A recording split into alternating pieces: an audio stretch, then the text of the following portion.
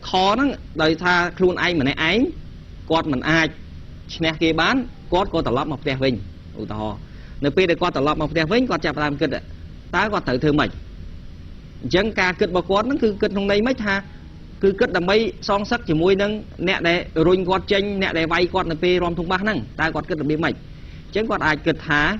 còn bốn kịch thả tá quạt cua để son sắc rừng son sắc anh ấy hỏi cho hai tha chỉ ca kịch không ca phải bật bằng mờ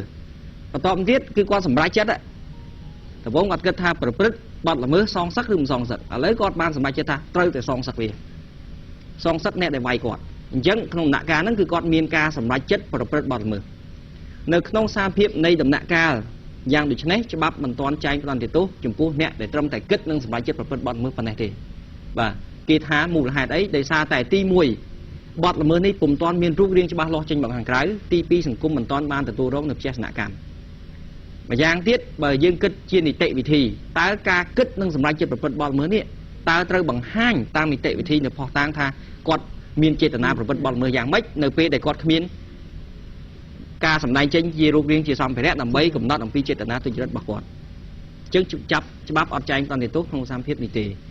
ដំណាក់កាលទី2គឺគាត់ត្រៀមរៀបចំប្រព្រឹត្តបទល្មើសដើម្បីអាចឈ្នះគេបានគ្នាគេមានច្រើនគេមានធំគេអាចអីយ៉ាងទៅអញ្ចឹងគាត់អាចរៀបចំត្រៀមលក្ខណៈមួយចំនួនឧទាហរណ៍គាត់ទៅរកទិញកបិតផ្កែអីយ៉ាងទៅហើយគាត់អង្គុយសម្លៀងកបិតហ្នឹងឲ្យស្រួលបួលគាត់ពិនិត្យស្ថានភាពនៃការចេញចូលរបស់ជនហ្នឹងថាជនហ្នឹងយប់ឡើងចូលផ្ទះម៉ោងប្រមាណគាត់ដើរលេងនៅកន្លែងណាខ្លះគាត់ចេញចូលតាមផ្លូវណាជាដើមឡាអញ្ចឹងឧទាហរណ៍សាមភាពអញ្ចឹងគឺបានន័យថាជាការត្រៀមរៀបចំប្រព្រឹត្តបទល្មើសគាត់ត្រៀមគាត់ទិញកបិតដើម្បីប្រព្រឹត្តអំពើហិង្សាទៅលើជននឹងវិញគាត់ទិញកបិតគាត់សលៀងកបិតដើម្បីឲ្យការសម្រេចឲ្យការប្រព្រឹត្តបទល្មើសហ្នឹងអាចមានប្រសិទ្ធភាពគាត់ត្រៀមលក្ខណៈដើម្បីស្គាល់យល់ដឹងអំពីស្ថានភាពភូមិសាស្ត្រអំពីជីវភាពប្រចាំថ្ងៃអំពីការដែលគាត់ទៅណាទៅនៃកាលភាពរបស់គាត់ឲ្យបានច្បាស់លាស់ដើម្បីគាត់អាចប្រព្រឹត្តបទល្មើសហ្នឹងទៅតាមការគ្រោងទុករបស់គាត់អញ្ចឹងគាត់ត្រៀមរៀបចំបើសិនជាដំណាក់កាលត្រឹមតែគាត់ទិញកបិតយកមកអង្គុយសលៀងនៅផ្ទះហើយស៊ើបដឹងអំពីដំណើរការទៅមករវាងបុគ្គលនឹងថាទៅណាខ្លះដើរលេងជាមួយអាណាទៅកម្មវិធីខ្លះអញ្ចឹងច្បាប់ក៏គេចាត់ទុកថាកន្លែងនេះមិនទាន់បង្កើតបានជាបទល្មើសដែលត្រូវបានទទួលទេដំណាក់កាលត្រៀមដោយសារមូលហេតុអីដោយសារតែបុគ្គលនោះមិនទាន់បានទទួលរងនៅជាសនកម្មសង្គមមិនបានទទួលរងជាសនកម្មម្យ៉ាងទៀតក្នុងសារភាពប្រភេទនេះរូបរាងចេញមកខាងក្រៅក៏មិនទាន់ច្បាស់ការសម្រេចចិត្តអ្វីបិទតែមានប៉ុន្តែជននោះក៏អាចសម្រេចចិត្តផ្លាស់ប្ដូរនៅការប្រព្រឹត្តបទល្មើសរបស់ខ្លួនដែរគាត់អាចសលៀងកបិតហើយគាត់មិនយកកបិតនឹងទៅប្រព្រឹត្តបទល្មើសគាត់យកកបិតទៅកាប់ដើមឈើអីជាដើមឡាក់បាទឬមួយយកកបិតទៅបម្រើការងារនៅស្រែចម្ការរបស់គាត់ជាដើមជាឯកឧត្តមបើសិនជាគាត់បញ្ចេញជាសម្ដីគម្រាមកំហែងផងហើយនឹងសកម្មភាពនេះបាទបើសិនជាគាត់បញ្ចេញជាសម្ដីគម្រាមកំហែងគេហៅថាគម្រាមកំហែងដើម្បីប្រព្រឹត្តបទឧក្រិដ្ឋលើជនណាម្នាក់ក្នុងករណីនេះបើយោងតាមក្រមព្រហ្មទណ្ឌគឺវាមានបទល្មើសមួយដែលចម្លែកគឺបទល្មើសគម្រាមអ្នកដទៃដើម្បីប្រព្រឹត្តបទល្មើសបទឧក្រិដ្ឋហើយបើគាត់គម្រាមគេហើយដោយកំណត់លក្ខខណ្ឌបជាឲ្យគេយកស្អីមួយឲ្យគាត់ទៀតអាហ្នឹងគឺបទល្មើសរឹតតែធ្ងន់ទៀតអញ្ចឹងក្រមព្រហ្មទណ្ឌយើងបានចែងគ្រប់ជ្រុងជ្រោយប៉ុន្តែត្រង់តែសកម្មភាពគាត់ធ្វើដោយឯកឯងនៅស្ងៀមយ៉ាងដូចនេះគឺច្បាប់មិនទាន់ចាត់ទុកថាជាបទល្មើសទេលើកលែងតែស្ថានភាពមួយគត់គឺមានន័យថាការត្រៀមលក្ខណៈនោះអាចបង្កើតបានជាបទល្មើសដោយឯកឯងឧទាហរណ៍គាត់មិនទៅទិញកបិតគាត់ទៅទិញកាភ្លើងដើម្បីត្រៀមបាញ់គេអញ្ចឹងការទិញកាភ្លើងពីបង្កើតបានជាបទល្មើសតាក់ទងជាមួយនឹងការជួញដូរអាវុធឬមួយក៏ការប្រើប្រាស់អាវុធខុសច្បាប់អញ្ចឹងគឺជាបទល្មើសមួយដាច់ដោយឡែកលើកលែងតែករណីពេលខ្លះច្បាប់ចែងបានទៅអំពីស្ថានភាពនោះតែម្ដងថាការត្រៀមប៉ុណ្ណឹងឲ្យតែស្ដែងចេញរូបរាងជាសម្ភារៈមកខាងក្រៅតែបន្តិចគេអាចកំណត់បានគឺគេចាត់ទុកជាបទល្មើសតែម្ដងសម្រាប់បទល្មើសធ្ងន់ធ្ងរ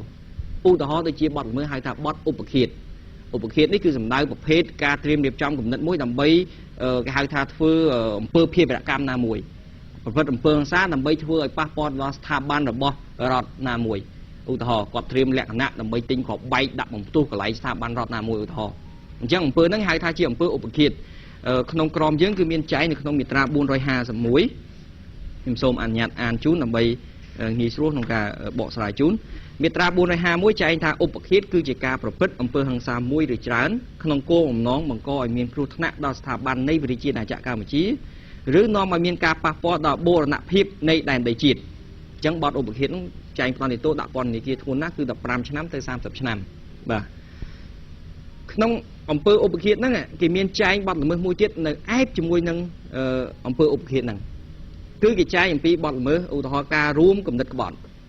ការរួមគំនិតក្បត់នេះបានន័យថាជាសកម្មភាពមួយដែលគ្រាន់តែជាការរៀបចំគម្រោងទេមិនចាំបាច់ថាហ្នឹងឲ្យវាចេញជារូបរាងកាលណាចេញរូបរាងវាទៅជាបទល្មើសឧបឃាតឧទាហរណ៍ថាគាត់យកគ្រាប់បែកបានហើយគាត់ទៅដាក់អីចឹងទៅអញ្ចឹងសារភាពហ្នឹងគឺអត់បានទេគឺបានន័យថាគេថាមិនចាំបាច់ឲ្យបទល្មើសហ្នឹងវាកើតចេញជារូបរាងទេត្រឹមដំណាក់កាលត្រៀមរៀបចំដែលស្ដែងឡើងក្រោមរូបភាពសម្ភារៈមួយឬច្រើននោះដែលគេអាចកំណត់អំពីទិសដៅនៃការប្រព្រឹត្តបានគេចែងផ្ដន្ទាទោសបានសម្រាប់បទល្មើសធ្ងន់ធ្ងរប្រភេទនេះអញ្ចឹងមាត្រា453នៃក្រមព្រហ្មទណ្ឌបានចែងអំពីការរួមគំនិតក្បត់គេចែងថាម៉េចអំពើរួមគំនិតក្បត់គឺជាគម្រោងដែលបង្កើតឡើងដោយមនុស្សច្រើនអ្នកដើម្បីប្រព្រឹត្តឧបឃាតការបើកគម្រោងនេះត្រូវបានសម្ដែងចេញជារូបរាងច្បាស់លាស់ដោយអំពើជាក់ស្ដែងមួយឬច្រើនអញ្ចឹងអត់ចាំបាច់ថាអ្នកនឹងត្រូវយកគ្រាប់បែកហ្នឹងទេទៅដាក់ឲ្យផ្ទុះស្ថាប័នណាមួយទេគ្រាន់តែសកម្មភាពត្រឹមតែគាត់រៀបចំគម្រោង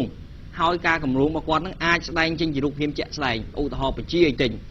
គ្រាប់កំភ្លើងរៀបចំជាកម្លាំងច្បាស់លាស់អញ្ចឹងក្នុងករណីនេះគេចាត់ទុកថាមានបទល្មើសរួចទៅហើយដែលបទល្មើសនេះគេឈ្មោះថាជាបទល្មើសរួមគំនិតក្បត់ហើយនៅក្នុងនេះច្បាប់ចែងផ្ដន្ទាទោសនៅក្នុងដំណាក់កាលនោះតែម្ដងអញ្ចឹងលើកលែងតែករណីមានចែងក្នុងច្បាប់យ៉ាងច្បាស់លាស់អំពីសកម្មភាពត្រៀមណាមួយដែលត្រូវធ្វើការផ្ដន្ទាទោសដើម្បីធានានៅប្រយោជន៍សាធារណៈដ៏ធំមួយនោះនៅក្នុងករណីនេះដំណាក់កាលត្រៀមរៀបចំប្រព្រឹត្តបទល្មើសគេអត់ទាន់ចាត់ទុកជាបទល្មើសព្រហ្មទណ្ឌទេនិយាយជារួមគេមិនទាន់ច្បាប់ព្រហ្មទណ្ឌមិនទាន់ចូលអន្តរាគមន៍ដើម្បីធ្វើការផ្ដន្ទាទោសដោយហេតុផលខ្ញុំជម្រាបជូនអញ្ចឹងបាទឧទាហរណ៍ដូចជាករណីមិញត្រៀមលក្ខណៈគ្រាន់តែទៅសលៀងកបិតហ្នឹងគឺអត់ទាន់មានទោសទេបាទប៉ុន្តែនៅពេលដែលគាត់ចាប់ផ្ដើមធ្វើសកម្មភាពគាត់ដឹងអស់ហើយគាត់រៀបចំធ្វើសកម្មភាពគាត់យកកបិតរបស់គាត់ដែលសលៀងរួចគាត់យកទៅហើយគាត់ចាំស្ទាក់ពួនស្ទាក់ដើម្បីធ្វើការវាយប្រហារទៅលើបុគ្គលដែលគាត់ចង់សងសឹកការដែលគាត់ទៅយកកបិតហើយរងចាំធ្វើការវាយប្រហារនៅក្នុងសកម្មភាពនេះគឺចាប់ផ្ដើមគេគិតពិចារណាចូលការឈានចូលដល់ដំណាក់កាលមួយទៀតដែលគេឲ្យឈ្មោះថាជាដំណាក់កាលនៃការចាប់ផ្ដើមប្រព្រឹត្តបទល្មើសមានន័យថានៅពេលដែលជនរងគ្រោះគាត់ជិះម៉ូតូមកដល់កន្លែងហ្នឹងគាត់ដកកបិតកាប់ប្រហារទៅលើអ្នកនោះតែម្ដងអញ្ចឹងស្ថានភាពនេះប្រសិនបើគាត់កាប់ជននោះមិនដាឲ្យជននោះស្លាប់គេថាបទល្មើសបានសម្រេចចា៎បាទបទល្មើសបានសម្រេចប៉ុន្តែបើសិនជាគាត់កាប់ជននោះប៉ុន្តែជននោះអត់ស្លាប់បទល្មើសនេះគឺជាការប៉ុនប៉ងឃាតកម្មអញ្ចឹងការប៉ុនប៉ងឃាតកម្មនេះកើតមាននៅពេលណាគឺកើតមានក្រោយពេលដែលមានការចាប់ផ្ដើមប្រព្រឹត្តបទល្មើសហើយបទល្មើសនេះមិនបានសម្រេចអញ្ចឹងច្បាប់ចែងផ្ដន្ទាទោសតែទៅលើស្ថានភាពនិយាយជារួមបទល្មើសពីរប្រភេទគឺបទល្មើសបានសម្រេចហើយបទល្មើសប៉ុនប៉ងដែលបានបំពេញលក្ខខណ្ឌនៃការប៉ុនប៉ងដែលត្រូវផ្ដន្ទាទោសមានន័យថានៅក្នុងដំណាក់កាលនៃការចាប់ផ្ដើមប្រព្រឹត្តបទល្មើសប៉ុន្តែក្នុងច្បាប់ក៏បានចែងច្បាស់លាស់ដែរថាតើការប៉ុនប៉ងត្រូវមានលក្ខខណ្ឌដូចម្ដេចទើបការប៉ុនប៉ងនឹងអាចត្រូវផ្ដន្ទាទោសព្រហ្មទណ្ឌបានអញ្ចឹងក្នុងច្បាប់គឺបានចែងក្នុងក្រមព្រហ្មទណ្ឌបានចែងនៅក្នុងមាត្រា27គឺនិយមន័យនៃ